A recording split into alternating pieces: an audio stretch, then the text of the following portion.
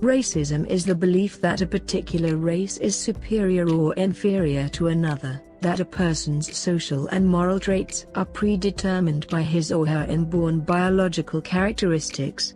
Racial separatism is the belief, most of the time based on racism, that different races should remain segregated and apart from one another. Racism has existed throughout human history. It may be defined as the hatred of one person by another, or the belief that another person is less than human, because of skin color, language, customs, place of birth or any factor that supposedly reveals the basic nature of that person. It has influenced wars, slavery, the formation of nations, and legal codes. During the past 500 years, racism on the part of Western powers toward non-Westerners has had a far more significant impact on history than any other form of racism, such as racism among Western groups or among Easterners, such as Asians, Africans, and others. The most notorious example of racism by the West has been slavery, particularly the enslavement of Africans in the New World. Slavery itself dates back thousands of years.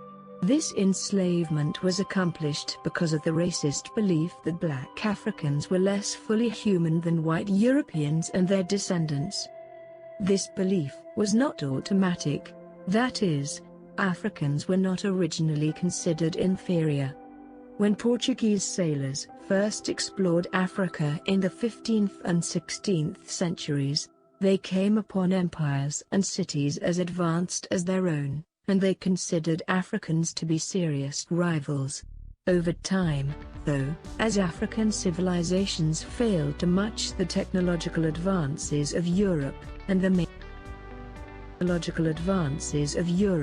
the major European powers began to plunder the continent and forcibly remove its inhabitants to work as slave laborers in new colonies across the Atlantic, Africans came to be seen as a deficient species, as savages.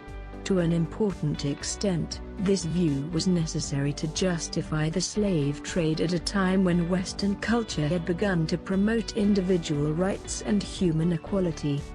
The willingness of some Africans to sell other Africans to European slave traders also led to claims of savagery, based on the false belief that the dark people were all kinsmen, all part of one society, as opposed to many different, sometimes warring nations.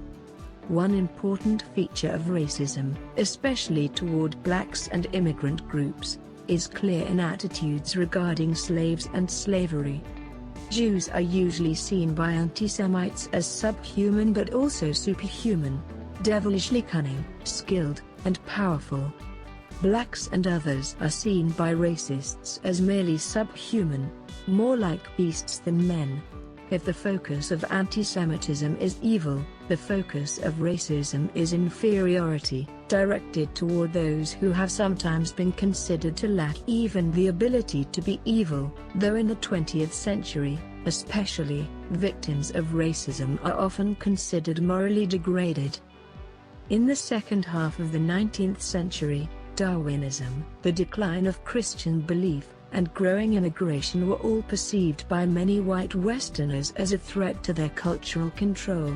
European and, to a lesser degree, American scientists and philosophers devised a false racial science to prove the supremacy of non-Jewish whites. While the Nazi annihilation of Jews discredited most of these supposedly scientific efforts to elevate one race over another, small numbers of scientists and social scientists have continued throughout the 20th century to argue the inborn shortcomings of certain races, especially blacks. At the same time, some public figures in the American black community have championed the supremacy of their own race and the inferiority of whites, using nearly the identical language of white racists. All of these arguments are based on a false understanding of race. In fact, contemporary scientists are not agreed on whether race is a valid way to classify people. What may seem to be significant racial differences to some people, skin color, hair, facial shape, are not of much scientific significance. In fact, genetic differences within a so-called race may be greater than those between races. One philosopher writes, "There are few genetic characteristics to be found in the population of England that are not found in similar proportions in Zaire or in China." Those differences that most deeply affect us in our dealings with each other are not to any significant degree biologically determined.